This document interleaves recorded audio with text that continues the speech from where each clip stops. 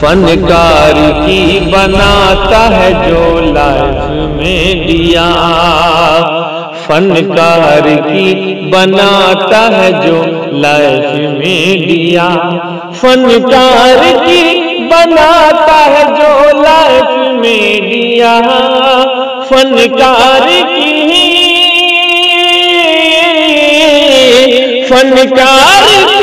بناتا ہے جو لائف میڈیا۔ عمران بھائی کا ہے وہ بس کیف میڈیا، عمران بھائی کا ہے وہ بس کیف میڈیا، جی کیف میڈیا، کیف میڈیا، کیف میڈیا۔ اب میں آپ حضرات کے سامنے ایک ایسے مقرر اور خطیب کو دعوت سخن دینے جا رہا ہوں جن کی دید کے لیے ہزاروں نگاہیں تشنا کام رہتی ہیں، اور کتنے ہی کان جن کے سننے کی آرزو رکھتے ہیں، کتنی ہی زمینیں جن کی قدم بوسی کی تمنائیں لیے رہتی ہیں، کتنی ہی راہیں جن کے استقبال میں پھول بچھاتی ہیں، دور دور تک جن کے نیک نامی کے چرچے ہیں، جن کی شخصیت گوناگو اوصاف و محاسن کی مرقع ہے، جو بیک وقت بہترین عالم بھی ہیں اور فکر مند مبلغ بھی، قابل قدر ناصح بھی ہیں تو دلوں کو رلا دینے والے واعظ بھی، پرزور خطیب بھی ہیں اور اعلیٰ درجے کے ادیب بھی۔ اتنا ہی نہیں بلکہ خطابت کے میدان سے لے کر نصیحت کے باغان تک، تدریسی گلستان سے لے کر تبلیغ کے چمستان تک، حسن بیانے کی وادیوں سے لے کر خوش الحانے کی فضاؤں تک، اپنوں کی بستیوں سے لے کر غیروں کی دنیا تک جن کی مقبولیت کا شورا ہے۔ میری مراد حضرت علامہ و مولانا ابو طالب رحمانی صاحب کلکتاوی ہیں۔ میں جن کا بیان سن کر کہنے والا بے ساختہ یہ کہہ سکتا ہے کہ دل نشی طرز تکلم منفرد حسن بیان، دل نشی طرز تکلم منفرد حسن بیان، تیری باتوں میں ہے پنہا درد دل کی داستان۔ میں نے آئے تھی ادب و احترام کے ساتھ حضرت سے گزارش کر رہا ہوں کہ آئے تشریف لائیں اور اپنی دل ربا خطابت سے ہم سامعین کو مستفید فرمائیں۔ اس شعر کے ساتھ حضرت کا استقبال ہے کہ صاحبہ خانہ بدوشوں کے حوالے کر دے، صاحبہ خانہ بدوشوں کے حوالے کر دے، یہ گھنا پیڑ پرندوں کے حوالے کر دے۔ ارے ٹھنڈے موسم میں بھی سر جاتا ہے باسی کھانا، ارے ٹھنڈے موسم میں بھی سر جاتا ہے باسی کھانا، بچ گیا ہے تو غریبوں کے حوالے کر دے۔ حضرت مولانا ابو طالب رحمانی صاحب ڈائس پر مائک پر تشریف لا رہے ہیں۔ السلام علیکم ورحمۃ اللہ وبرکاتہ۔ وعلیکم السلام ورحمۃ اللہ وبرکاتہ۔ بسم اللہ الرحمن الرحیم، الحمد للہ الحمد للہ وکفى وسلام على عباده الذین اصطفى، اما بعد، الحمد للہ رب العالمین والعاقبة للمتقین والصلاة على رسوله محمد وعلى آلہ وأصحابہ اجمعین۔ رب اشرح لي صدري ويسر لي أمري واحلل عقدة من لساني يفقهوا قولي، رب يسر ولا تعسر وتمم بالخير، ربي زدني علما، ربي زدني علما، اللهم ربي زدني علما وألحقني بالصالحين۔ فاعوذ باللہ من الشیطان الرجیم، بسم اللہ الرحمن الرحیم، وَلَنَبْلُوَنَّكُمْ بِشَيْءٍ مِّنَ الْخَوْفِ وَالْجُوعِ وَنَقْصٍ مِّنَ الْأَمْوَالِ وَالْأَنفُسِ وَالثَّمَرَاتِ وَبَشِّرِ الصَّابِرِينَ۔ صدق اللہ العظیم وصدق رسوله النبي الأمي الكريم، اللهم صل على سيدنا محمد وعطرته بعدد كل معلوم لك.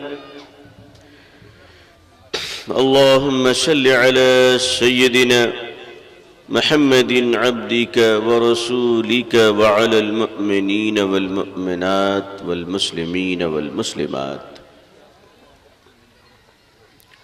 معزز علماء کرام، بزرگان محترم، نوجوانان اسلام، عزیزان گرامی، پردہ نشین خواتین امت اسلامیہ،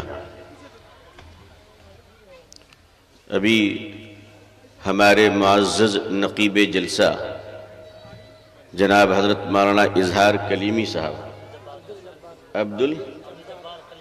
دیکھیے، ایک میں ہوں کہ محترم بڑے بھائی کا نام بھی مجھے ٹھیک سے یاد نہیں، ایک وہ ہیں کہ میرے بارے میں وہ سب کچھ جانتے ہیں جو مجھے بھی پتہ نہیں ہے. بہت ساری چیزیں تو میں نے یہاں کے سنا کہ اچھا میں یہ بھی کرتا ہوں. تو بہرحال یہ ایک محبت ہے کہ آدمی بہت کچھ محبت میں کہہ جاتا ہے. دعا کر دیجئے کہ اللہ تعالیٰ مجھے اپنے خیر خواہوں کے حسن ظن سے بہتر بنا دے. اللہم آمین. اور ایک دعا کر دیجئے کہ اللہ مجھے حاسدوں کی حسد سے بھی بچائے. اس وقت جب مجھے اللہ توفیق دیتے ہیں تو میں 3 دعائیں کرتا ہوں تنہائی میں. ایک اپنے نفس کے شرور سے بچنے کی دعا، دوسرا ابلیس کے خلفشار اور گمراہی سے بچنے کی دعا، اور تیسرا دنیا دار لالچی غیر تربیت یافتہ مولویوں کے حسد سے بچنے کی دعا. یہ اللہ سے مانگتا ہوں کہ اللہ بچا لے تاکہ زندگی میں کچھ کام کر سکوں. اللہ نے اتنا بڑا ملک ہمیں دیا ہے، اتنا بڑا ملک دیا ہے جس کی ڈومیسٹک فلائٹ 2.5 سے 3 گھنٹوں پر مشتمل ہے. اللہ نے اتنا بڑا ملک ہمیں دیا جس کی آبادی 132 کروڑ کو ٹچ کرنے والی ہے. اللہ نے وہ ملک ہمیں دیا کہ جہاں مسلم آبادی اس وقت دنیا میں نمبر 1 ہے. لوگ انڈونیشیا کہتے ہیں، لیکن اگر آپ انڈونیشیا اور ملک کے بھارت کا موازنہ کریں گے تو موازنہ کے بعد معلوم ہوتا ہے کہ انڈونیشیا پرسنٹیج وائز تو ٹھیک ہے، وہ نمبر 1 ہے، لیکن آبادی کے تناسب نمبر آف کے حساب سے، ایک نمبر آف فگر کے اعتبار سے بھارت وہ دنیا کا پہلا ملک ہے جہاں الحمدللہ مسلمانوں کی آبادی دنیا میں سب سے زیادہ بڑی آبادی ہے. اور اتنی بڑی آبادی دنیا میں کسی کے پاس نہیں. سعودی عرب کے پاس بھی نہیں ہے، عرب ممالک کے پاس بھی نہیں ہے. جو اللہ تعالیٰ نے بھارت کے اندر دیا، میں سوچتا ہوں کہ اللہ اتنا عظیم دیش، پیارا وطن آپ نے ہمیں عطا فرمایا ہے. آخر واقعتاً آپ نے کیا حکمت رکھی ہے اس کے پس منظر میں، اور اس میں وہ کون سی خوبیاں مخفی ہے جو ہم لے نہیں پا رہے ہیں.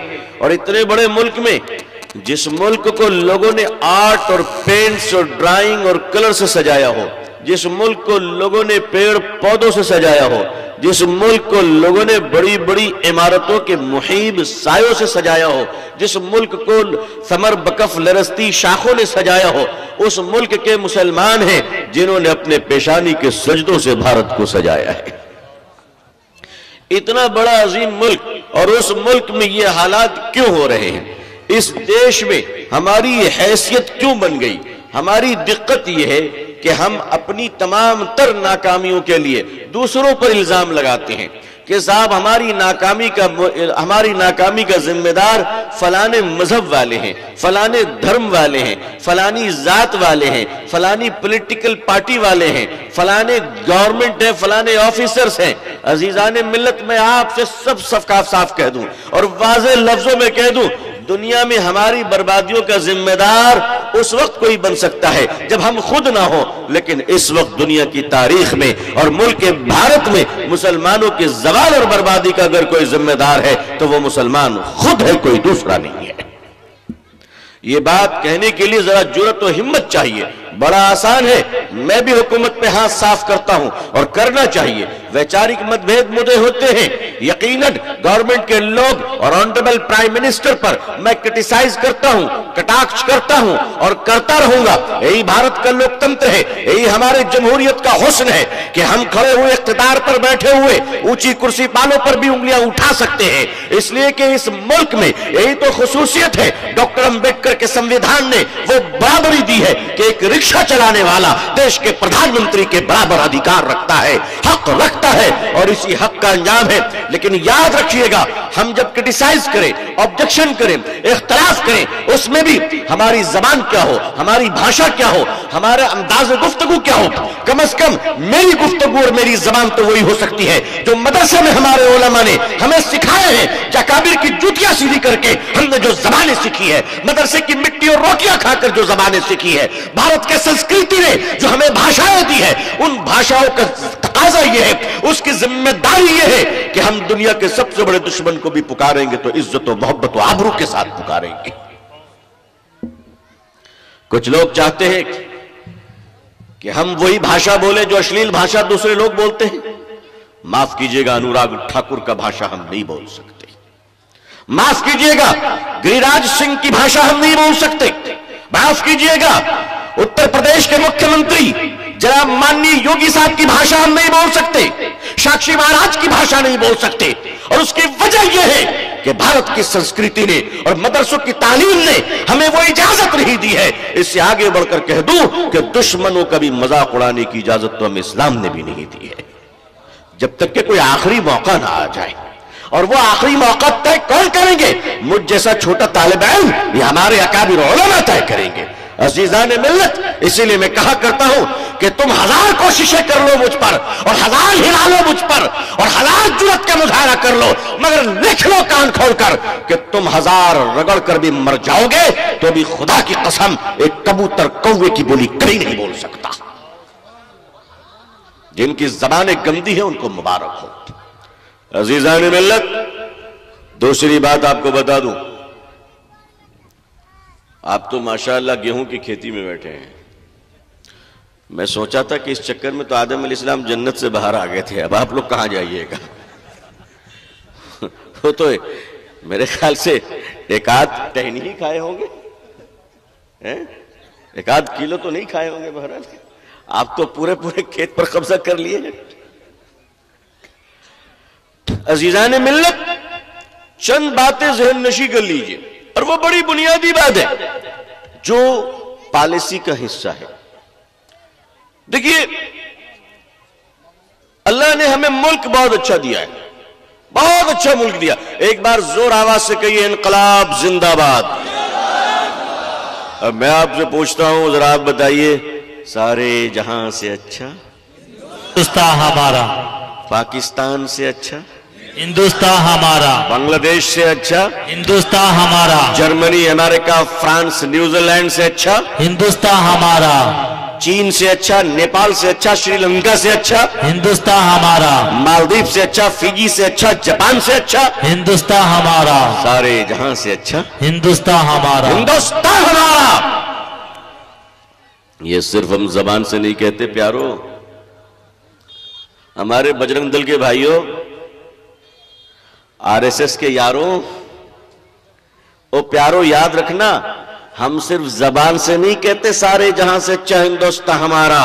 हमसे पूछो हम इस मिट्टी से कैसी मोहब्बत करते हैं। हमारे उलमा यहां तशरीफ फरमा है, इनसे पूछ लो मसला कि अगर वजू को पानी न मिले तो वल्लाह भारत की मिट्टी से तयम्मुम कर लिया करते हैं, और तयम्मुम करके गुल्ली डंडा नहीं खेलते हैं, नमाज पढ़ते हैं। क्या करते हैं बोली तयम्मुम से? और तयम्मुम हम किस लिए करते हैं? वलीमा में शरीक होने के लिए है, नमाज पढ़ने के लिए। और नमाज किसकी इबादत है? अल्लाह की, अल्लाह की, अल्लाह की इबादत है। तो जिस इबादत को करने के लिए पानी का मुतबादिल मिट्टी हो, और फुक़हा के नजदीक मिट्टी मुतबादिल तो सिर्फ वजू का नहीं बल्कि गुस्ल का भी है। क्या ख्याल, सही कह रहा हूं? गुस्ल का भी। मैं आप लोगों से इसलिए पूछ रहा हूं कि आजकल चाइनीज फतवे बहुत निकल रहे हैं, پتہ نہیں کون کہاں سے فتویٰ نکال دے، 50-50 روپے میں فتوے بک رہے ہیں۔ اب تو ان غیر تربیت یافتہ 6 مہینے کے بغیر سراجی کے مفتیوں نے بھی ملک میں آفت مچا رکھی ہے، ملک میں آفت مچا رکھی ہے۔ ایک طرف انہیں بھی کنٹرول کرنا ہے قاضی صاحب، یہ بھی ایک چیلنج ہے ہمارے سامنے۔ یہ ملک کہاں جا رہا ہے؟ میں سلام کرتا ہوں اپنے بزرگوں کو، میں سلام کرتا ہوں اپنے اسلاف کو، میں سلام کرتا ہوں اپنے اکابر علماء کو، میں سلام کرتا ہوں مدرسوں کے ان ذمہ داروں کو جنہوں نے ٹوٹی ہوئی چپل پہن کر لوگوں سے مانگ مانگ کر اللہ کے دین کو زندہ رکھا ہے بھارت میں۔ ورنہ آج کے مہنگائی کے دور میں 2 بچوں کو سنبھالنا مشکل ہوتا ہے، اور 2 بچے تو میں زیادہ بول گیا، دیش کے پردھان منتری کے لیے تو اتنی مہنگائی کہ ایک بیوی کو سنبھالنا مشکل ہے، ایک بیوی کو سنبھال نہیں پاتے۔ وہاں ہمارا ایک مدرسے کا محتمم ماشاءاللہ 150 بچوں کو سنبھالے ہوا ہے۔ بھائی رازق اللہ ہے، یقیناً ہے، یقیناً ہے، لیکن آپ بتائیے اس محتمم کی غریب پروری اور اس کی عاجزی اور انکساری کو تمام تر غلطیوں کے باوجود میں سلام کرتا ہوں، تمام تر کوتاہیوں کے باوجود میں اس کی جرأت و بے باکی کو سلام کرتا ہوں کہ اللہ جزائے خیر دے کہ تم نے پیٹ پالنے کے لیے کوئی دوسرا دھندا نہیں چنا، تم نے کام بھی کیا تو دین اسلام کی آبیاری کا کام کیا، اس کے تحفظ کا کام کیا۔ اللہ تعالیٰ آپ کے قصوروں کو معاف فرمائے کہ انسان ہے تو انسان سے غلطیاں ہوتی ہیں، اور بعض دفعہ میں بولتا ہوں اور کھل کر بولتا ہوں، لیکن میں آج آپ سے یہ بھی کہنا چاہتا ہوں کہ اگر میرے سامنے تاج محل بنانے والا انجینئر کھڑا رہے اور دوسری طرف مکتب میں الف با پڑھانے والا ایک چھوٹا یعنی حیثیت کے اعتبار سے کہہ رہا ہوں، مقام کے اعتبار سے تو وہ ہم سے اور ہمارے باپ سے بھی اونچا ہے، اگر ایک مکتب کا پڑھانے والا الف با پڑھانے والا مولوی کھڑا ہو تو کم از کم میں اپنے آپ کو پیش کرتا ہوں کہ میں تاج محل کے انجینئر سے نہیں، اس مکتب پڑھانے والے مولوی کی جوتی کو سیدھی کرنا اپنے لیے سعادت سمجھتا ہوں، اپنے لیے سعادت سمجھتا ہوں، کیونکہ انہوں نے ہمیں وہ سکھایا جس کے سیکھنے کے بعد ہم کسی بڑی حیثیت پر پہنچے ہیں۔ عزیزان ملت، لیکن جہاں بہت سارے اچھے کام ہوئے ہیں اور اس کا نتیجہ یہ ہے، بہت سارے اچھے کام ہوئے اس کا نتیجہ یہ ہے، دیکھیے بھارت کے اندر جو مدرسے کھلے ماشاءاللہ، جو انگلش میڈیم اسکول وغیرہ جو ہم نے بہت زیادہ نہیں کھولا ہے، یہ ہم سے کوتاہی ہوئی، ہم تسلیم کرتے ہیں، آپ سے ہم مانتے ہیں، لیکن میرے بزرگوں میں ایک بات کھل کر آپ سے کہتا ہوں، کوئی کنفیوژن اس کی بات نہیں، ہمارا جو انٹلیکچول طبقہ ہے، ہمارا جو پڑھا لکھا ہے جسے بدھی جیوی کہتے ہیں، ہمارے وہ لوگ جو ماڈرن ایجوکیشن یا ہائر ایجوکیشن کو کمپلیٹ کیے ہوئے ہیں، اللہ آپ کو اچھا رکھے، آپ بہت امپورٹنٹ ہیں ہمارے لیے، بہت امپورٹنٹ ہے۔ آپ کے دل میں یہ نہیں آنی چاہیے کہ علماء کے دل میں آپ کی عزت نہیں ہے۔ آپ کی عزت کیسے نہیں ہے؟ ارے وہ آپ ہیں جو اپنے خون پسینے کے پیسے دے کر ہمارے علماء کو مضبوط کیے ہوئے ہیں اور مدرسوں کو چلا رہے ہیں، وہ آپ کی تجارت اور آپ کی کمائی کا حصہ ہے، ہم آپ کو بھی سلام کرتے ہیں۔ میری قوم کے مالداروں، خدا کی رحمت ہو تم پر کہ تمہارے مال آج اللہ کے دین کی طرف کام آ رہے ہیں۔ میرے قوم کے تاجروں، اللہ کی رحمت ہو تم پر کہ آج آپ کی محبت و مدد سے مساجد و مدارس قائم ہیں۔ میری قوم کے مالداروں، پڑھے لکھے لوگوں، ڈاکٹروں، انجینئروں، پروفیسروں، پولیٹیشینوں، اللہ کی رحمت ہو تم لوگوں پر، آپ بہت بڑا سرمایہ ہیں، ایسٹ ہے ہمارے لیے۔ آپ کے بغیر ہم اس ملک میں دین کا کام نہیں کر سکتے ہیں، اس لیے ہم آپ کی مدد کا بہت شکر گزار ہیں اور آپ کا شکریہ ادا کرتے ہیں۔ اور میں چاہتا یہ ہوں کہ جو مسٹر اور مولانا میں دوریاں آ گئی ہیں، مسٹر اور مولانا، اور یہ دوریاں اچھے بزرگوں کی وجہ سے نہیں آئی ہیں، غیر تربیت یافتہ ناقص العقل لوگوں کی وجہ سے آئی ہیں۔ کیا میں صحیح کہہ رہا ہوں؟ غیر تربیت یافتہ مولوی، غیر تربیت یافتہ سے میری مراد کیا ہے وہ بھی سن لیجئے آپ، تاکہ وہ بھی ڈکلیئر ہو جائے۔ جس نے پڑھائی مکمل کی ہے مگر کسی اللہ والے کی جھوتیاں سیدھی کر کر زندگی کے نشے و فراز کو سمجھانا ہو، جس نے علم نبوت تو سیکھا ہے مگر ذات نبوت کو نہیں سمجھا ہے، صلی اللہ علیہ وسلم، اللہ ہم سب کو توفیق عطا فرمائے۔ میں یہ بات صاف لفظوں میں کہہ رہا ہوں کیونکہ اس کی ضرورت ہے، اس کی ضرورت ہے۔ عزیزان ملت، ہمارے جو صف اول کے اکابر ہیں، علماء ہیں، استاذ حدیث ہیں، ان بزرگوں کے پاس جب آپ بیٹھیں گے انشاءاللہ تو آپ کو شفقت ملے گی، آپ کو محبت ملے گی، آپ کو آپ کے شان عزت و احترام ملے گا، لیکن یہ جو مسٹر مولانا کا فرق ہو گیا ہے، یہ فرق بڑی سازشوں کے ساتھ پیدا کی گئی ہے، اور اسی لیے پیدا کی گئی ہے، ورنہ ایک زمانہ تھا جب دارالعلوم دیوبند کے فارغین علی گڑھ مسلم یونیورسٹی میں جایا کرتے تھے، اور علی گڑھ مسلم یونیورسٹی کے فضلاء دارالعلوم دیوبند میں آ کر اپنی تعلیم کو مکمل کیا کرتے تھے۔ مسٹر اور مولانا میں کوئی فرق نہیں۔ ایک ڈاکٹر ہمارے لیے بہت امپورٹنٹ ہے، بہت امپورٹنٹ ہے۔ ایک انجینئر ہمارے لیے بہت اہم ہے۔ عزیزان ملت، میں آپ سے گزارش کرتا ہوں، آپ علماء سے دور نہ جائیں۔ ہو سکتا ہے کہ جس سبجیکٹ میں آپ ماہر ہو وہ سبجیکٹ ہمارے عالم نہ جانتے ہو، لیکن یہ بھی تو ہے کہ جو سبجیکٹ ہمارے علماء جانتے ہیں وہ سبجیکٹ آپ نہیں جانتے۔ تو ہمیں آپ کے سبجیکٹ کو جاننے کی ضرورت ہے، اور ہمارے سبجیکٹ کو آپ کو جاننے کی ضرورت ہے۔ چلیے آئیے، آپ کے پاس جو ماڈرن ایجوکیشن ہے وہ بڑا امپورٹنٹ ہے، آپ اس سے ہمارے علماء کے طبقے کو اپڈیٹ کر دیجئے۔ آپ کو جو اللہ تعالیٰ نے ماڈرن ایجوکیشن کی صلاحیت دی ہے، آپ اس سے ہمارے دیندار طبقہ، علماء طبقہ کو اپڈیٹ کر دیجئے، اور آئیے وضو بنانے کے طریقے سے لے کر ماں کی گود سے لے کر قبر کی گود تک، ماں کی گود سے لے کر قبر کی گود تک نبی کریم صلی اللہ علیہ وسلم کی سنت کے مطابق، آپ کی شریعت کے مطابق زندگی کس طرح گزاری جائے، یہ آپ علماء کی خدمت میں بیٹھ کر پورے کے پورے جان لیجئے، تاکہ آپ کی اور ہماری دنیا بھی درست ہو جائے اور آخرت بھی درست ہو جائے انشاءاللہ العزیز۔ اسی لئے قرآن کریم نے جو دعا ہمیں سکھائی ہے، ربنا آتنا فی الدنیا حسنہ وفی الآخرت حسنہ وقنا عذاب النار۔ مسلمانوں، تمہاری دنیا بھی درست ہونی چاہیے اور تمہاری آخرت بھی درست ہونی چاہیے۔ اگر تم نے دنیا پہ توجہ نہیں دی اور دنیا میں رہنے کا حق ادا نہ کیا، اور جس عظیم مقصد کے تحت اللہ رب العزت نے ہمیں اور آپ کو اس دنیا میں بھیجا ہے، یاد رکھیے گا، اگر دنیا اتنی گندی جگہ ہے جو رہنے کی جگہ نہ ہوتی تو اللہ نہ رہنے کی جگہ پر اپنے نبیوں کو نہ بھیجتا، اللہ نہ رہنے کی جگہ پر اپنے بندوں کو نہیں بھیجتا۔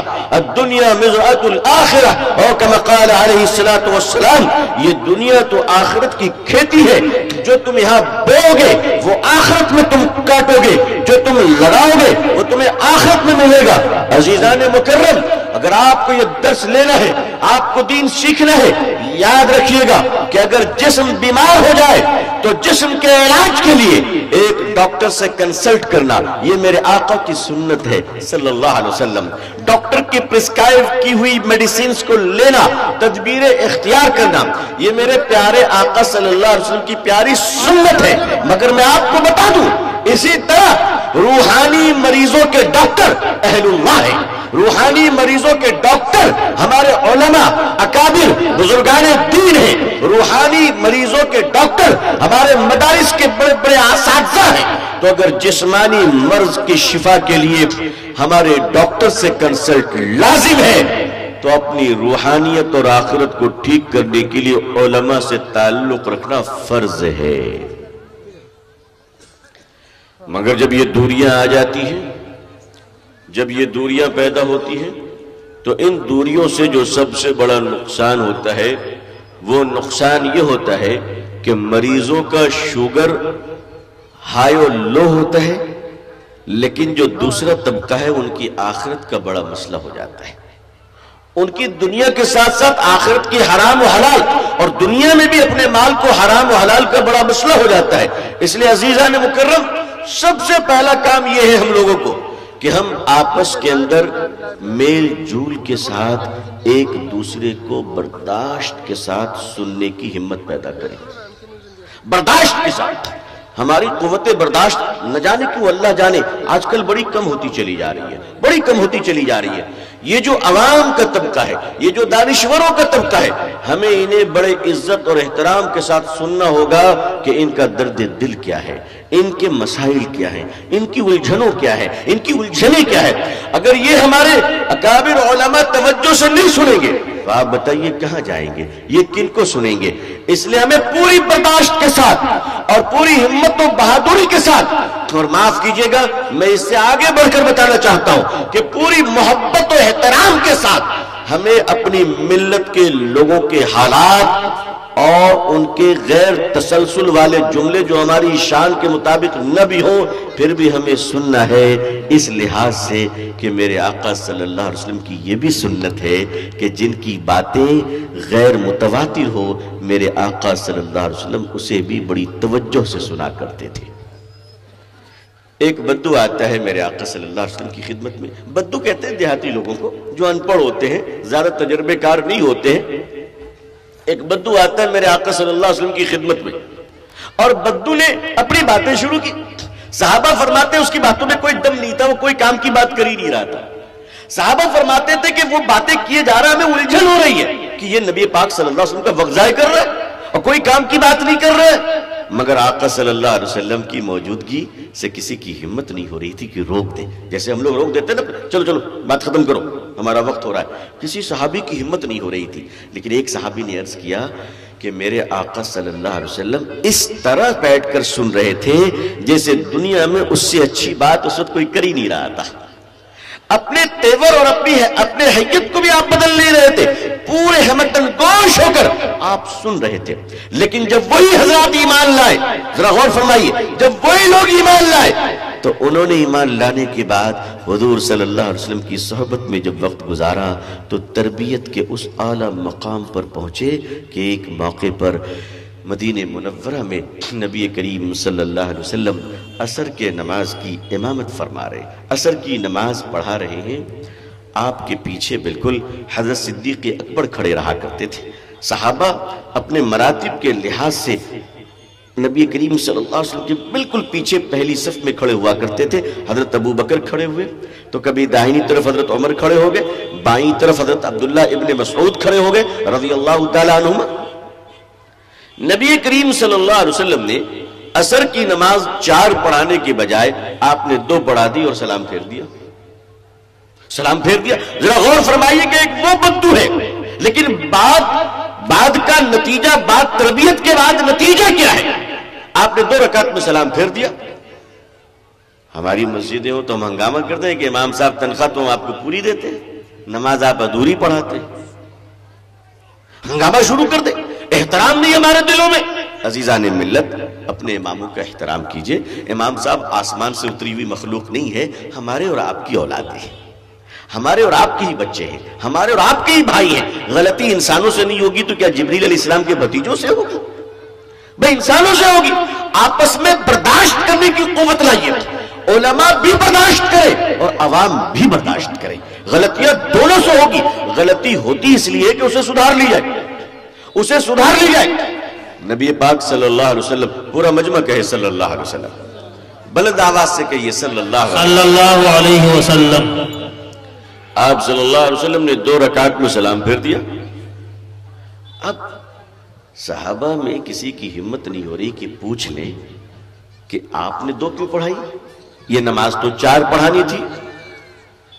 لیکن اب جب یہ ہلچل اور بے چینی پھیلی وہاں پہ، ایک صحابی حضرت ابو بکر کچھ نہیں فرما رہے اور بڑے فقیہ حضرت عبداللہ ابن مسعود رضی اللہ تعالیٰ عنہ، بڑے فقیہ ہیں، اتنے بڑے فقیہ کہ آپ نے کوفے کے اندر جو بڑے بڑے علماء دیکھ رہے ہیں، تاریخ میں نام پڑھ رہے ہیں، یہ حضرت عبداللہ ابن مسعود رضی اللہ تعالیٰ عنہ کی محنت کا نتیجہ ہے، محنت کا نتیجہ ہے۔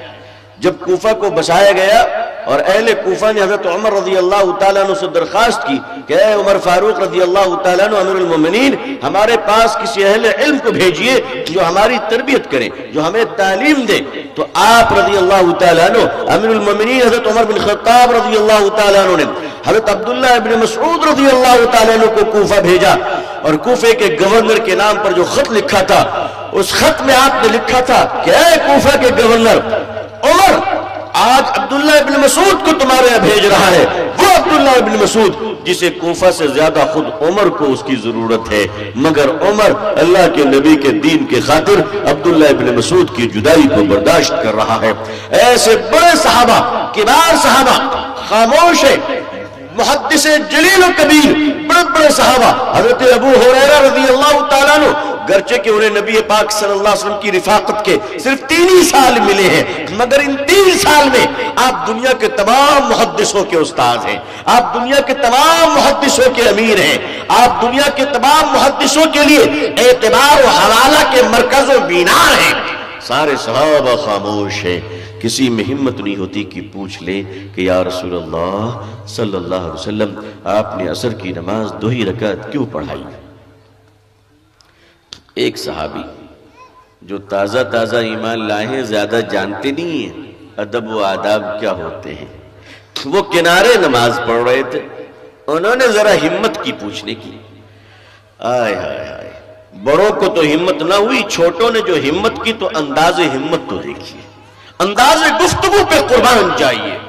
वो सहाबी जो नए नए ईमान लाए, 2-4 दिन हुए हैं, उन्होंने हिम्मत की, और इस तरह हिम्मत की, उन्होंने कहा मेरे माँ बाप आप पे कुर्बान, दुरूद व सलाम हो आप पर या रसूल अल्लाह सल्लल्लाहु अलैहि वसल्लम।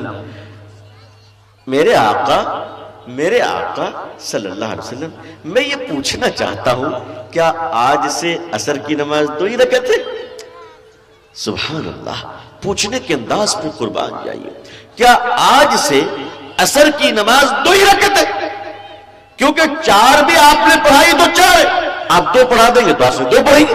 भाई बताओ, हमारी मर्जी है, नबी पाक सल्लल्लाहु अलैहि वसल्लम की शरीयत है, हमारे लिए हकम तो मेरे आका की शरीयत है सल्लल्लाहु अलैहि वसल्लम। तो अगर 2 है तो आज से हम 2 ही पढ़ेंगे। मेरे प्यारे आका सल्लल्लाहु अलैहि वसल्लम ने फरमाया, आपने पीछे मुड़कर देखा अबू बकर की तरफ कि माजरा क्या है। हजरत सिद्दीक अकबर रज़ियल्लाहु ताला अन्हु ने फौरन कांपने लगे और कहने लगे, या रसूल अल्लाह सल्लल्लाहु अलैहि वसल्लम, पढ़ाई तो आपने 2 ही रकात है, बकिया मुझे कुछ नहीं मालूम कि इरादे नबी के क्या गए, फैसले खुदा के क्या आए। भाई दौरान नमाज भी तो अहकाम नाजिल होते। क़िबलतैन में जाइए, मस्जिद क़िबलतैन में तहवील क़िबला, तब्दीली क़िबला की आयत आपके ऐन नमाज में तो नाजिल हुई। मेरे आका सल्लल्लाहु अलैहि वसल्लम खड़े हुए और आपने 2 और पढ़ाई, नमाज मुकम्मल फरमाई और मेहराब पे तशरीफ ले गए और एक अजीब बात फरमाई और फरमाने लगे, जिसे इमाम बुखारी ने नकल किया, फरमाते हैं, मैं भूलता नहीं हूं, भुलाया जाता हूं। नबी भूला नहीं करता, नबी से चूक हुआ नहीं करती। अल्लाह ताला उम्मत के बड़े मसाइल को हल करने के लिए आपसे करवाया करता है। अजीजान मिल्लत, हालात जब भी आए और जैसे भी हालात आए, इस वक्त भारत के मुसलमान आजमाइश के दौर से गुजर रहे हैं। भारत के मुसलमान इस वक्त आजमाइश के दौर से गुजर रहे हैं, मगर आजमाइश के वक्त ही तो पता चलता है अपना कौन है और बेगाना कौन है। आजमाइश के वक्त ही तो पता चलता है दोस्त कौन है, दुश्मन कौन है। आजमाइश के वक्त ही तो पता चलता है वफादार कौन है, अय्यार कौन है, मक्कार कौन है। आजमाइश के वक्त ही तो ये सारी चीजें होती है। लिहाजा आजमाइश अल्लाह का अजाब नहीं, अल्लाह की रहमत हुआ करती है। आजमाइश अल्लाह की रहमत है, अजाब अल्लाह की मुसीबत है। चाइना में अजाब आया हुआ है अल्लाह का। किसी ने बड़ा अच्छा कहा कि गलत फैसले जैसे भी हो वायरस फैल जाती है। गलत फैसले जैसे भी हो वायरस फैल जाती है। अगर हलाल हराम गोश्त खा लो तो कोरोना वायरस फैल जाती है, और गलत वोटों का इस्तेमाल कर लो तो रोना वायरस फैल जाती है। इस वक्त चीन जिन हालात में है, मैं उसमें ज्यादा जानना नहीं चाहता। मैंने एगोर के मुसलमानों की कैफियत और उनके दर्द आहो बका के वाकयात को नजर से देखे भी हैं और कानों से सुना भी है। इस तरह बदतरीन जुल्म चाइना ने किया है।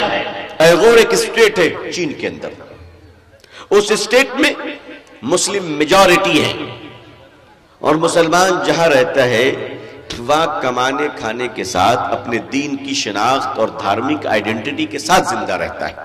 उसकी मस्जिदें होती हैं, रमजान में रोजे रखते हैं, शादी ब्याह अपने तौर पे करते हैं। भाई उसी की लड़ाई तो भारत में भी है कि हमारा पर्सनल लॉ, آپ کرمنل لا اپنی رکھو لیکن پرسنل لا میں انٹرفیئر مت کرو.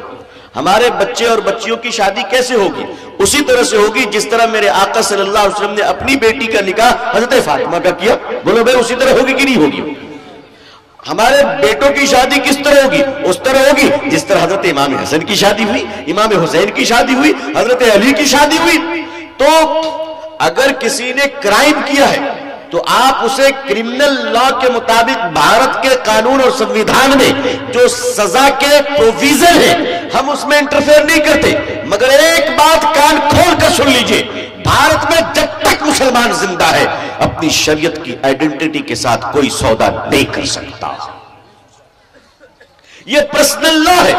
چائنا میں پرسنل لا تو نہیں ہے، مگر ایغور کے مسلمان اپنے دینی آئیڈینٹی یعنی حلال ذبیحہ، نماز، روزہ، عورتوں کا حیا پردہ، بچوں کی قرآن کی تعلیم و تربیت، ختنہ، چہرے پہ داڑھی، رمضان میں روزے کے رکھنے کی پابندی اور حج کرنے کی کوشش کرنا، یہ ایغور کے مسلمانوں کی چند چیزیں تھیں.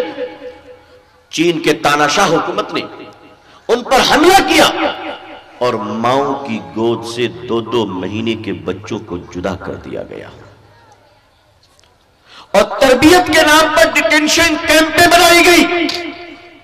بچے 8-8 سال کے ہو گئے، ماں باپ سے ملاقات نہیں ہو سکی ہے. مسلمانوں کے روزے داروں کو دن کے وقت روزہ توڑوانے کے لیے زبردستی لٹا کے پولیس نے منہ میں شراب ڈالی ہے. مسلمان عورتوں کے حجاب کو جلا کر انہیں نیم بڑھانا کیا گیا، ان کے سر کے بالوں کو کاٹ کر نعوذ باللہ سور کے گوشت کی بنی ہوئی سوپ پینے پر مجبور کیا گیا ہے. یہ چین کی حکومت نے کیا. ہمیں تو پتہ ہی تھا کہ آج نہیں تو کل تم پر خدا کا عذاب آئے گا. ہمیں احساس تھا. حالانکہ چین میں بھی صحابی رسول پہنچے. گنزاؤ میری حاضری ہوئی ہے وہاں مزار پہ الحمدللہ. حضرت طارق بن زیاد رضی اللہ تعالیٰ عنہ چین کے گنزاؤ میں لیٹے ہوئے، وہاں کے جامع مسجد میں آپ کی قبر ہے. جب میں وہاں گیا لوگوں نے کہا آئیے اور صحابی رسول پر فاتحہ پڑھ لیجئے. حضرت طارق بن زیاد رضی اللہ تعالیٰ عنہ آپ وہاں دین پھیلانے کے لیے آئے تھے، ایکسپورٹ امپورٹ کی بزنس کرنے نہیں گئے تھے. اسی دین کے پھیلنے کا نتیجہ ہے کہ آج ایغور میں لوگ مسلمان ہیں، لیکن انہوں نے بدترین ظلم کیا وہاں کے مسلمانوں پر. اور ایسا ظلم کیا کہ آج ان کے یہاں ایک بیماری پھیلی ہے، کرونا وائرس. ایک ڈیزیز ہے، متعدی مرض ہے. آپ کو پتہ ہے کیا ہو رہا ہے؟ کرونا وائرس کے ذریعے یہ ہو رہا ہے، انہوں نے چمگادڑ کا سوپ بنا کے پینا شروع کیا. جن کے حلال و حرام نہیں، میں اللہ کا شکر ادا کرتا ہوں کہ اللہ آپ کا بڑا کرم ہے کہ آپ نے اپنے پیارے حبیب صلی اللہ علیہ وسلم کے صدقے ہم گنہگاروں کو حلال رزق کھانا نصیب فرمایا. ورنہ پتہ نہیں ہم کہاں پڑے ہوتے. آج اسی ملک میں کچھ لوگ پیشاب پی رہے ہیں نعوذ باللہ. آج اسی ملک میں کچھ لوگ گوبر چاٹ رہے ہیں نعوذ باللہ. لیکن یہ قصور ہمارا ہے. جی یہاں مجرم میں اپنے آپ کو گردانتا ہوں. قیامت کے دن مسلمانوں اگر تم نے بھارت میں حجت کو تمام نہیں کیا تو قیامت کے دن تمہاری پکڑ ہو جائے گی. اس ملک کے لوگ دنیا میں جتنے غیر مسلم حضرات ہیں دنیا میں، ان سب سے اچھے غیر مسلم بھارت کے ہندو بھائی ہیں. بھارت کے ہندو بھائی ہیں. ہم نے ان تک ان کی امانت نہیں پہنچائی. ہم نے تو قرآن کو اپنی جاگیر سمجھ لیا. مسجد کے دروازوں تک ہمارے ہندو بھائی آتے ہیں شام کے وقت تیل اور پانی لے کر. آتے ہیں کہ نہیں آتے؟ آپ کے یہاں آتے ہیں؟ برسوں سے آتے ہیں. میں تو بچپن سے دیکھ رہا ہوں. کچھ ہمارے ہندو بھائی، کچھ ہماری بہنیں تیل اور پانی، نمک اور چینی لے کر دروازے پہ کھڑی رہتی ہیں. ان کا وشواس یہ ہے کہ مسلمان نماز پڑھ کے نکلے گا، دم کر دے گا تو میرا بیمار بیٹا اچھا ہو جائے گا. یہی وشواس ہے نا؟ بولیے. یہ دم کر دے گا تو میرا شوہر اچھا ہو جائے گا. آئے ہائے ہائے. میرے بزرگوں، آپ کی یہ حاجی پور ہے. غالباً 1-1.5 سال ہوئے ہمارے دوست تمہارے ساتھ جو پٹنے سے آئے وہ بھی ساتھ میں تھے ہمارے. میں مغرب کی نماز پڑھ کے مسجد سے نکلا. غالباً ہم موتیہاری کی طرف جا رہے تھے. میں نکلا تو مسجد کے دروازے پہ ایک دیکھیے میں تھوڑی دیر ہی بولتا ہوں، اگر آپ لوگ وقت لے لیں گے تو بڑا مشکل ہو جائے گا. میں بالکل وہ 1.5 گھنٹے کی سفارش ہو یا 2 گھنٹے کی، لیکن 1 گھنٹے میں آٹومیٹک کلوز ہو جاتی ہے. وہ سسٹم میرا بنا ہوا ہے. دعا کیجئے کہ اللہ کی توفیق سے کچھ باتیں کہہ کر چلا جاؤں. آج کل ہمارے یہاں ماشاءاللہ سبھی لوگ فوٹوگرافر بن گئے ہیں. اب تو کچھ لوگ تصویریں کھینچ کر جزاک اللہ بھی بولتے ہیں. تو جب مسجد سے نماز پڑھ کے نکلا مغرب کی، تو کیا دیکھتا ہوں کہ بالکل دروازے سے سٹ کر ایک بوڑھی جو ہماری چاچی کی عمر کی ہوگی، پھوپھی کی عمر کی ہوگی، آنچل گھونگھٹ ٹانے ہوئے، بڑے میلے کچیلے کپڑے میں چہرے کو چھپائے ہوئے، کپکپاتی ہاتھوں سے تیل اور پانی لے کر کھڑی ہے. میں نکلا تو میرے کان میں آواز آئی کہ تھوڑا پھونک دیجیے. مجھے جو اللہ نے توفیق دی، کم پڑھا لکھا آدمی ہوں، کچھ پڑھا اور پڑھ کے پھونک دیا. لیکن میرے قدم رک گئے، آگے نہیں بڑھا. یہ میں آپ کو بتانا چاہتا ہوں کہ ہمیں یہ کرنا چاہیے، ہمیں یہ کرنا چاہیے. آپ کو اچھا لگے تو آپ کیجئے، نہیں لگے تو چھوڑ دیجئے. فتویٰ مت لگائیے گا میرے اوپر، میں بہت چھوٹا آدمی ہوں، بڑا ڈر لگتا ہے ہول سیل کے فتووں سے. انہوں نے کہا پھونک دیجئے. میں نے پھونک دیا، لیکن مجھے محسوس ہوا کہ یہ بیچاری کانپ رہی ہے. تو میں نے آہستہ سے کہا ماتا جی کیا دقت ہے؟ میری زبان سے ماتا جی نکلنا تھا کہ گھونگھٹ کے اندر سے رونے اور سسکنے کی آواز آنے لگی. آہستہ سے چہرہ کھولتی ہے وہ، تو بوڑھی 65 سال کم از کم عمر ہوگی، ایسا میرا اندازہ ہے. تو میں نے پوچھا ماتا جی کیا دقت ہے، کون بیمار ہے؟ تو کہنے لگی میرے پتی بیمار ہیں، میرے بچوں نے ہمارا ساتھ چھوڑ دیا ہے. میرے پتی رکشہ چلاتے تھے، آج ان کو فالج مار دیا ہے، 1 سال سے بستر پہ لیٹے ہیں. سب کچھ بیچ دیا دوا خریدتے خریدتے. آج 2 دن ہو گئے گھر میں ہم لوگوں نے کھانا نہیں کھایا ہے. اب ہمارے پاس پیسے نہیں ہیں، میں یہ پانی دم کرا کر اپنے پتی کو دوں گی تاکہ وہ اچھے ہو جائیں. ہم نے کہا آپ کا گھر کہاں ہے؟ کہا مسجد کے قریب ہے. ہائے ہائے، مسجد کے قریب ہمارے بھائی رہتے ہیں، 2 دن سے کھائے نہیں، ہمیں خبر تک نہیں ہے، ہمیں خبر تک نہیں ہے. میں نے کہا رکیے، اللہ نے جو توفیق دی وہ نکالا، ہمارے دوستوں نے بھی نکالا، کچھ پیسے ان کو دیے. ہم نے کہا پہلے تو آپ کھانا کھائیے ماتا جی، پہلے آپ کھانا کھائیے. اس کے بعد وہاں کچھ ذمہ دار لوگ کھڑے تھے، ہم نے ان کو بلایا. میں نے کہا دیکھو میں تو مسافر ہوں، چلا جاؤں گا، قیامت کے دن تم خدا کو کیا جواب دو گے؟ ہم لوگ برسوں سے مسجد میں کھڑے ہونے والوں کے لیے پانی میں دم کرتے آگے بڑھ جاتے. ارے کبھی آگے بڑھ کے پوچھا بھی کہ بھائی اس کے آگے بھی کوئی ضرورت ہے تو بتاؤ نہ ہمیں، بتاؤ نہ ہمیں. قیامت کے دن اگر خدا ہم سے پوچھ لے میرے بندے، دیکھو آقا صلی اللہ علیہ وسلم نے ارشاد فرمایا الخلق عیال اللہ، یہ جتنے خلق ہیں یہ سب اللہ کے عیال ہیں. قیامت کے دن اگر پوچھ لیا کہ یہ شرما جی، یہ ورما جی، یہ پٹیل جی، یہ سارے لوگ ہمارے گاؤں کے اپنے پانی پڑھوانے کے لیے مسجد کے دروازے پہ کھڑے رہتے تھے، مسلمانوں تم نے اندر کیوں نہیں بلایا؟ اندر کیوں نہیں بلایا؟ تم اندر بلاتے، ان کو بٹھاتے، ان کو گلے لگاتے، لیکن نہیں، تم نے ان کو دور سمجھا. میں اسی جنوری کے مہینے کی 28 تاریخ کو مہاراشٹرا کے بیڑ کے جامع مسجد میں بیٹھا ہوا تھا. 200-250 اکابر علماء بیٹھے تھے جن سے مجھے کچھ بات کرنی تھی. بیڑ کی جامع مسجد، وہاں بیٹھا ہوا تھا. اچانک مجھے خبر ملی کہ بیڑ ضلع کے شیو سینا پارٹی کے صدر، ضلع کے صدر مسٹر سنیل ڈانڈے، جو وہاں کے 3 مرتبہ ایم ایل اے رہ چکے ودھائک، وہ مجھ سے ملنے کے لیے باہر کھڑے. وہ کہہ رہے ہمیں گرو جی سے ملنا ہے. میں نے کہا موقع بہت اچھا ہے، ان کو اندر لے کر آؤں گا، ان کو اندر لے کر. ان کو یقین نہیں ہو رہا ہے کہ علماء ان کو اندر بلا رہے. وہ پہلے تو سٹپٹائے، کہا کہ میں ہندو آ سکتا ہوں. کہا تم اللہ کے بندے ہو، اللہ کے گھر میں کیوں نہیں آ سکتے؟ ارے تم جس کے بندے ہو اسی کا گھر ہے، میرا گھر تھوڑی نا. کیوں بھائی، یہ میرا گھر تھوڑی نا ہے، آؤ اندر آؤ. جب سنیل ڈانڈے جی اندر تشریف لائے، ہم نے ان کو محراب کے پاس میں بٹھایا اور بیٹھتے ہی وہ کہنے لگے کہ میں 3 بار ایم ایل اے رہا ہوں، زندگی میں پہلی بار مسجد کے اندر آیا ہوں، پہلی بار، اور آپ کی وجہ سے آیا اور پھر ہمارے علماء نے ان کو بڑی عزت کی، تکریم کی، پانی بڑھایا. وہ اتنے خوش ہوئے کہ انہوں نے مجھ سے برجستہ مسجد میں بیٹھ کر کہا کہ آپ میرے ہاتھ کو انہوں نے اپنے سر پہ لیا، کہا آشیرواد دے دیجئے کہ میرا ہردے آج پریورتن ہو گیا ہے.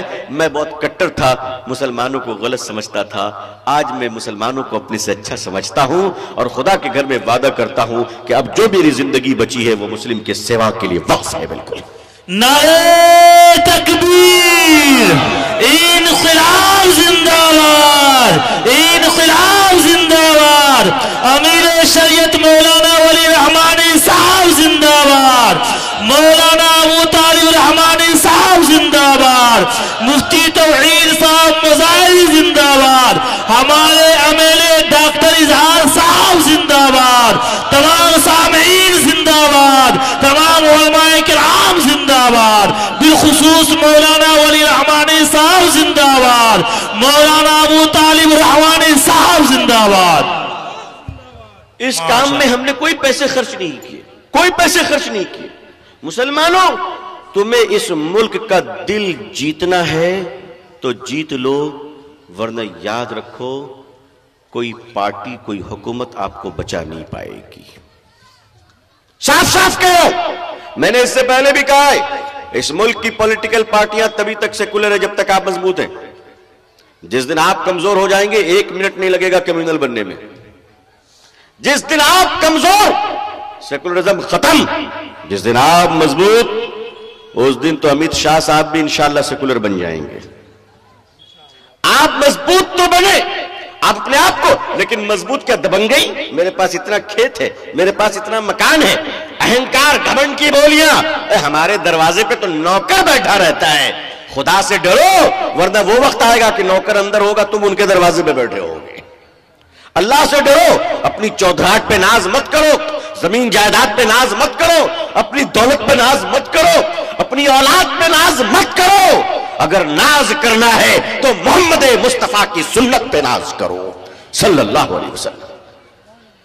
مسجد کے دروازے تک لوگ آتے ہیں.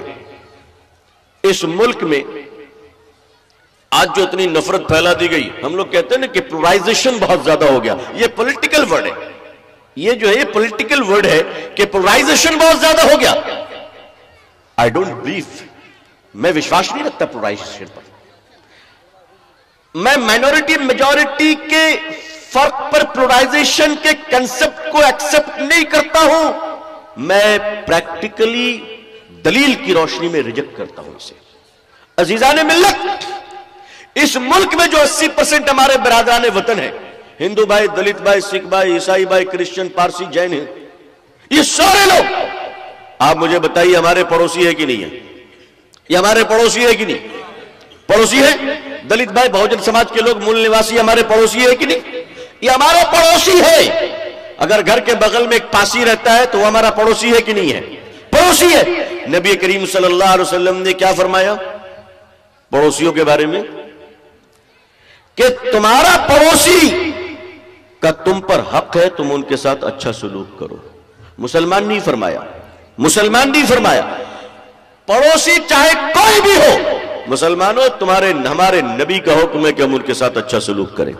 اچھے سلوک سے مراد یہ ہے کہ اگر ہمارے گھر میں کھانا ہے اور ان کے گھر میں نہیں تو کھانا بھیجو، اور ہے تو بھی بھیجو، ہے تو بھی بھیجو، ان کی عزت کا احترام کرتے ہوئے بھیجو. اگر وہ ہمارا پکا ہوا کھانا اپنے کسی وجہ کر نہیں لے سکتے تو ہم ان کو گفٹ بھیجے، پھل بھیجے، کیلا بھیجے، آم کے سیزن میں آم بھیجے. دقت کیا ہے؟ بھارت کے اندر وہ ماحول ہونا ہے. اس ماحول میں آپ ان کے ساتھ بزنس کرتے کہ نہیں کرتے؟ آپ ریٹیل کی دکان مہاجن آپ کے کون ہیں؟ ہمارے ہندو بھائی ہیں. آپ چائے بیچتے ہیں، پتی کہاں سے لاتے ہیں؟ آپ کوئلہ کہاں سے لاتے ہیں؟ آپ چینی کہاں سے لاتے ہیں؟ آپ دودھ کہاں سے لاتے ہیں؟ ہمارا کوئی جادو بھائی آپ کو دودھ دے رہا ہے. تو ہمارا ریلیشن اس دیش کے ہندو بھائیوں کے ساتھ گہرا ہے. اس کے باوجود ہم ایک خدا کو مانتے ہیں اور ہماری نااہلی کی وجہ سے وہ 3 کروڑ خداؤں تک پہنچ گئے.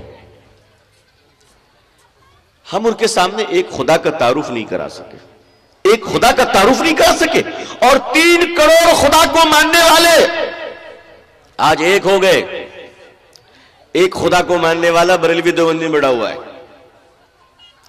ابھی تک کافر ہی بنا رہے ہیں، جیب میں کفر کا فتویٰ لیے ٹہلتے رہتے ہیں. جس کی بات سمجھ میں نہیں ہے کافر کافر کافر کافر. ارے بھائی یہ اسلام ہے, تمہارے ابا جان کی جاگیر نہیں ہے.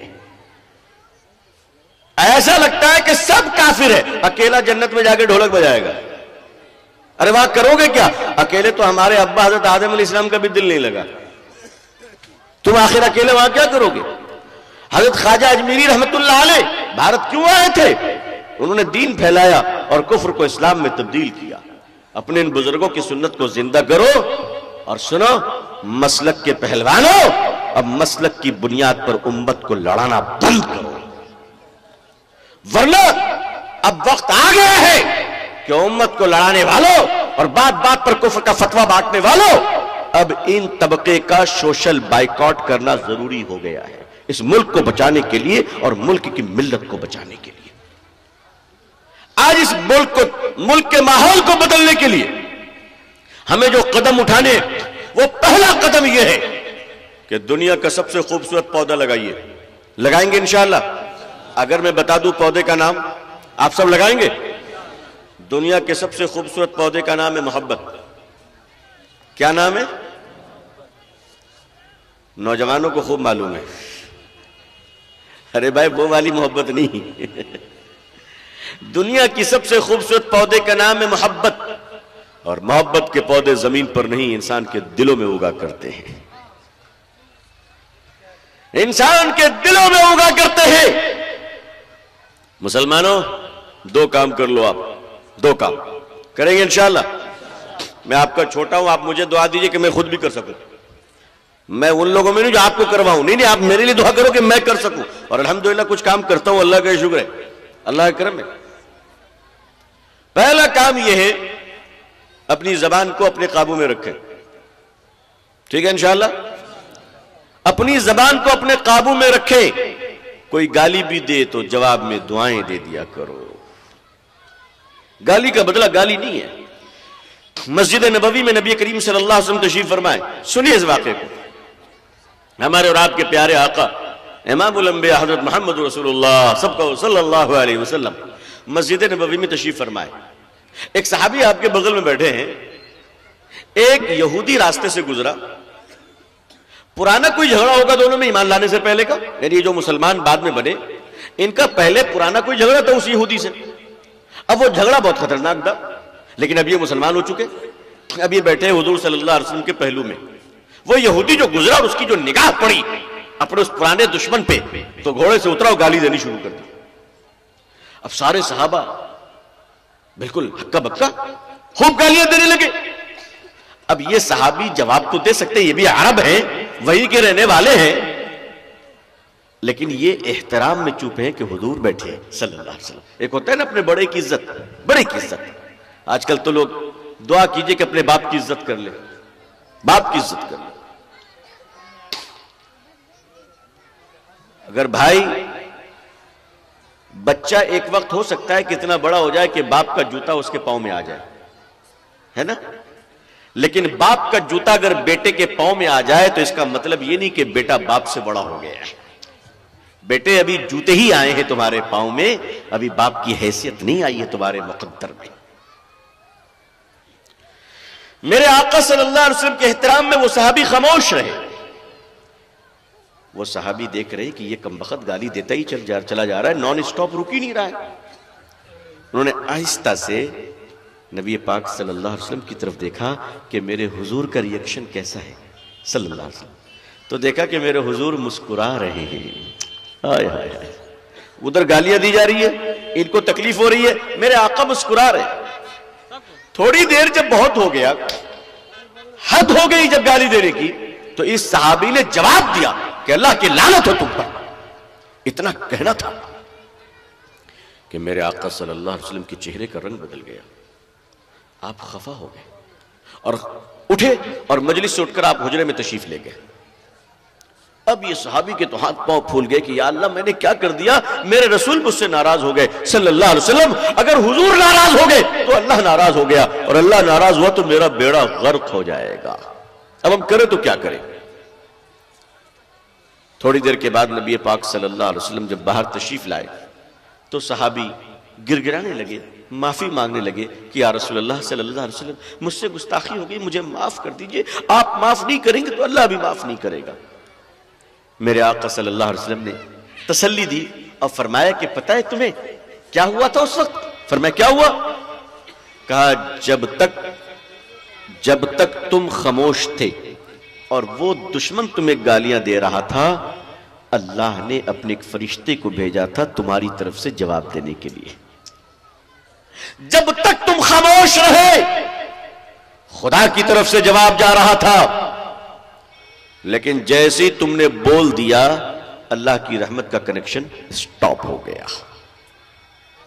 فرشتہ چلا گیا کہ نہیں اب نہیں بولوں گا، تو نے زبان کھول دی۔ مسلمانوں بلا ضرورت اپنی زبان کا استعمال مت کرو ورنہ خدا کی رحمت لوٹ جائے گی۔ گالی مت دو، برا بھلا مت کہو۔ اگر ملک کی حکومت کے ساتھ ہمارے 1000 اختلاف ہیں لیکن اس کے باوجود غیر مہذب جملوں کا استعمال نہیں ہونا چاہیے، بالکل نہیں۔ ان پارلیمنٹری لینگویج، اشلیل بھاشا، یہ مسلمان کی زبان ہو ہی نہیں سکتی، ہو ہی نہیں سکتی۔ اور مسلمان اس زبان کا کبھی استعمال نہیں کرے گا۔ آج سے وعدہ کیجئے کہ گھریلو زندگی میں، کھیت میں، کھلیان میں، دکان میں، بازار میں، راجنیت میں، زندگی کے ہر شعبے میں گالی نہیں دیں گے انشاءاللہ۔ آپ سب وعدہ کر رہے ہیں انشاءاللہ؟ میں اللہ تعالی ہم سب کو توفیق عطا فرمائے۔ آمین۔ آج سے ہم گالی نہیں دیں گے۔ بس آج کے جلسے میں ہم اللہ سے اتنا ہی مانگتے ہیں کہ اللہ مسلمانوں کو گالی دینے سے محفوظ ہونے کی توفیق عطا فرما، آمین۔ گالی سے بچنے کی توفیق عطا فرما۔ آمین۔ آپ سب کریں گے انشاءاللہ؟ انشاءاللہ۔ کیا یہ امید میں اپنی ماں بہنوں سے بھی رکھوں انشاءاللہ؟ انشاءاللہ۔ گالیاں نہیں دیں گی انشاءاللہ العزیز۔ انشاءاللہ۔ ہماری بہنیں آج کے بعد گالی نہیں دیں گی۔ آپ کا دل جتنا بھی جل جائے آپ صبر کرو، میری بہنوں آپ کی طرف سے خدا جواب دے گا، آپ کی طرف سے خدا جواب دے گا۔ آپ جواب مت دو۔ ایک کام تو یہ ہے کہ ہم اپنی زبان کو قابو میں رکھیں انشاءاللہ۔ سنی سنائی چیزوں پر پیپسی بوٹل کی طرح بھڑکے نہیں۔ اور یہ جو سوشل میڈیا ہے نا، سوشل میڈیا یہ تو انٹرنیشنل باتھ روم ہے بھائی، انٹرنیشنل باتھ روم ہے۔ اس میں ہر آدمی استنجا کر رہا ہے، کہاں تک بدبو سے بچو گے؟ سوشل میڈیا کے نیوز پر کوئی چرچا نہیں اور اپنی زبان سے کسی کے بارے میں نگیٹو تبصرہ نہیں۔ ایک کام تو یہ کرنا ہے اور دوسرا کام یہ کرنا ہے کہ بھارت کے ہندو بھائیوں کو کافر نہیں اپنا بھائی سمجھنا ہے انشاءاللہ۔ سمجھیں گے انشاءاللہ؟ کیا سمجھنا ہے؟ اپنا بھائی سمجھنا ہے، بھائی۔ یہ میں علماء حضرات کے درمیان بول کر جا رہا ہوں، بھائی سمجھیے۔ آپ نے دین کے پیغام کو پہنچا کر ابھی حجت تمام نہیں کی ہے جو آپ کافر کہیں گے کسی کو نہیں۔ اس ملک میں آپ کسی کو ابو جہل اور ابو لہب نہیں کہہ سکتے، اس لیے کہ ابو جہل اور ابو لہب آپ کہہ سکتے تب جب اس کے سامنے نبی پہنچے ہو۔ ہم نے تو ان بھائیوں کے سامنے دین بھی نہیں پہنچایا ہے، حضور کی سنت بھی نہیں پہنچائی ہے۔ اس لیے آئیے قرآن کریم کا ہندی ترجمہ منگوائیے اور منگوا کر اپنے غیر مسلم بھائی بہنوں کے ہاتھوں میں دیجئے تاکہ ان کے گھروں تک اللہ کا دین پہنچ جائے انشاءاللہ۔ انشاءاللہ۔ ایمان وہ لاتے کہ نہیں لاتے یہ آپ کی ہماری ذمہ داری نہیں ہے۔ ہماری اور آپ کی ذمہ داری صرف یہ ہے کہ اللہ کی وحدانیت کا پیغام، توحید اور رسالت کو ان کے کانوں تک پہنچا دیا جائے۔ اگر اللہ نے ان کے مقدر میں ہدایت رکھی ہے تو وہ ایمان لائیں گے، اور جن کے مقدر میں ہدایت نہیں ہے مسلمانوں ان کے ظلم سے اللہ تمہیں بچا لے گا، اللہ تمہیں بچا لے گا۔ ایک بات تو یہ،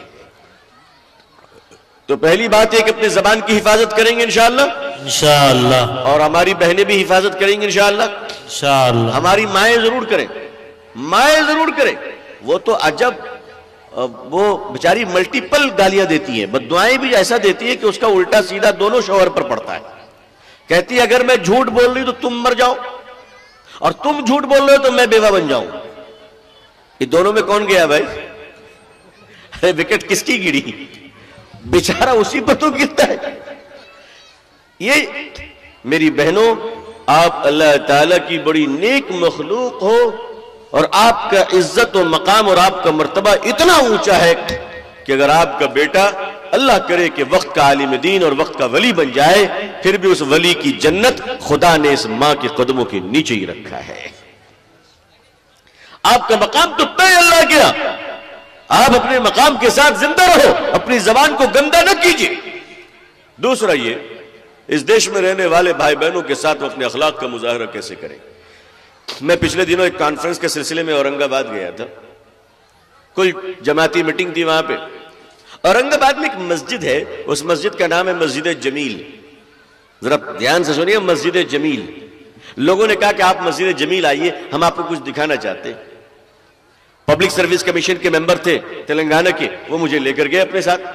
جب میں مسجد جمیل میں گیا، میں نے جو چیز دیکھی وہ آپ سن لیجئے۔ اللہ اللہ، کام کرنے والے لوگوں کی اللہ کتنی مدد کرتا ہے، کتنی مدد کرتا ہے۔ جو لوگ کام نہیں کرتے وہ صرف شکایت کرتے ہیں، صرف شکایت کرتے ہیں۔ جو لوگ کام کرتے وہ کام کرتے چلے جاتے ہیں الحمدللہ۔ مسجد جمیل میں جب میں گیا تو وہاں دیکھا، اورنگ آباد میں اصل میں ہاسپٹل ہے کینسر کے، تو وہاں جو پیشنٹس آتے ہیں اور پیشنٹس کے جو پارٹیز آتی ہیں، پیشنٹس کے جو پیرنٹس آتے ہیں، وہ لوگ بیچارے کئی مہینے رہتے ہیں اور غریب ہوتے ہیں، ان کے پاس کھانے پینے کا پیسہ نہیں ہوتا ہے۔ تو مسجد جمیل کی کمیٹی نے اپنے مسجد میں لنگر کھول رکھا ہے، کھانے کے دسترخوان لگا رکھے ہیں۔ اور وہ دسترخوان کیا ہے سنیے، اس مسجد جمیل میں ایک بورڈ لگا ہے کہ ہمارے یہاں صبح 7 یا 8 بجے سے دسترخوان شروع ہوتا ہے رات کے 10 یا 9 بجے تک۔ آپ سوچئے ڈیوریشن دیکھیے آپ کا، یہ دسترخوان بچھا رہے گا، جو چاہے آ کے کھانا کھائے، جو چاہے۔ اور آگے کیا لکھا ہے پتہ ہے؟ کھانا کھاؤ اور ٹفن میں لے کر بھی جاؤ، تاکہ ہاسپٹل میں جو لوگ ہیں ان کو بھی کھلا سکو۔ جب میں مسجد جمیل پہنچا تو ہمارے 2 ہندو بھائی مسجد میں بیٹھ کر کھانا کھا رہے تھے۔ جی مسجد میں، الگ نہیں، مسجد میں دسترخوان لگا تھا عشاء کے بعد۔ 2 ہندو بھائی، غالباً مغرب کے بعد کا وقت تھا۔ ایک سنیل بھائی، اس پر ہمارا باضابطہ انٹرویو بھی ہے اس پر، ایک سنیل بھائی اور ایک نام میں بھول رہا ہوں۔ میں ان دونوں بھائیوں کے بیچ میں بیٹھا اور وہ لوگ ویجیٹیرین تیار کرتے تاکہ سب لوگ کھا سکیں، کدو دال وغیرہ دے کر، اور وہ پیٹ بھر کر کھانا کھا رہے ہیں۔ میں نے پوچھا سنیل بھائی کیسا لگ رہا ہے؟ کہا صاحب مالک کا کرم ہے، بہت شانتی ملتی ہے، ہم اپنے ابا کا علاج کروا رہے ہیں، کھانے کی ہم کو چنتا نہیں، یہاں ہم کھا لیتے ہیں۔ ہم نے کہا بھائی لوگ کتنے لوگ کھاتے ہیں؟ کہا روزانہ مسجد جمیل میں 800 لوگ کھانا کھاتے ہیں، ایوری ڈے، ایوری ڈے۔ عورتوں کے دسترخوان لگے، اور آگے سنیے، کہا رہنے کی جگہ نہ ہو تو یا سونے کی جگہ بھی آ کے آرام کرو۔ تو میں نے کہا بھائی یہ جو لنگر چل رہا ہے پچھلے 7-8 سالوں سے، اس میں تو پیسے بہت لگتے ہیں، 800 لوگوں کے، خرچہ کہاں سے آتا ہے؟ آئے ہائے، انہوں نے جو مجھے بتایا، اللہ اکبر، انہوں نے کہا کہ صاحب آج تک ہم کو چندہ مانگنا نہیں پڑا، آج تک چندہ نہیں۔ میں نے کہا پھر ہوا کیا؟ کہا چاول ختم ہونے سے پہلے کوئی ٹرک آ جاتی ہے اور کہتے صاحب 1 ٹرک چاول ہے، کس نے بھیجا؟ کہا وہ چھوڑیے نا، آیا ہے رکھ لیجئے۔ کہا ایک دن کی بات ہے کہ رات میں مرچی ختم ہو گئی، دکانیں بھی بند، صبح مرچی چاہیے۔ کہا صبح میں کھانا کیسے تیار ہوگا؟ کیونکہ فجر سے پہلے کھانا شروع ہوتا ہے۔ کہا رات کے 2 بجے ایک ٹھیلا آیا اور اس نے دستک دی کہ بھائی وہ کہاں ہے آپ لوگ؟ مرچی آئی ہوئی ہے، ذرا لے لیجیے۔ اللہ اکبر، میرے بھائی رازق اللہ ہے، تم دسترخوان لگاؤ گے، خدا اپنے مخلوق کی روزی تمہارے دسترخوان پہ بھیج دے گا۔ دل بڑا کرو، دل بڑا کرو، چھوٹا دل رکھ کر کب تک چلو گے؟ کب تک چلو گے؟ دل کو بڑا کر لو۔ آئیے اپنی مسجدوں کے باہر ہم ٹھنڈے پانی کے مشروب کیوں نہیں لگاتے؟ سرکاری اسپتال میں جا کر داڑھی ٹوپی کے ساتھ کھانا تقسیم کیوں نہیں کرتے؟ یہ کام مارواڑی کرے، یہ کام گجراتی کرے، یہ کام سکھ کرے، اور ہم صرف بھاشن دیتے رہیں، تقریریں کرتے رہیں۔ مانوتا کا سندیش، اور ایک چاکلیٹ بھی دیا نہیں جا سکتا ہم سے۔ مانوتا کا سندیش۔ میں نے ایک جگہ آنکھوں سے واقعہ دیکھا، آپ حضرات بھی سن لیجئے۔ میں تقریر کر رہا تھا، پانی پلاؤ لوگوں پہ نعرے لگ رہے تھے، مگر ایک صاحب اپنی بوتل کو کس کے پکڑے ہوئے تھے۔ اور میں تقریر کرتے کرتے دیکھ رہا ہوں بغل والا بیچارہ بوتل مانگ رہا ہے، نہیں تو میری بوتل ہے۔ صاحب جو مجلس میں بیٹھ کر اپنے بھائی کو ایک گھونٹ پانی نہ پلا سکے، وہ قوم اس ملک میں دین کی دعوت کا کام کیسے کرے گا؟ ہم تو ان اسلاف کی اولاد ہیں جنہوں نے جنگ کے میدان میں زخمی ہو کر کہا پانی، اور بھتیجا جب پانی لے کر پہنچتا ہے تو فرماتے بیٹا پڑوس سے آواز آ رہی ہے، پہلے اس کو پلا دے، میری فکر نہ کر۔ میرے بزرگوں اٹھو اٹھو، اپنے دل کو بڑا کرو، اپنے دل کو بڑا کرو۔ آج تو بھائی بھائی دشمن بنے ہوئے، بھائی بھائی دشمن بنے ہوئے۔ اور میں باپ سے کہنا چاہتا ہوں جو اپنے بچوں کے باپ ہیں، سن لیجئے میری بات۔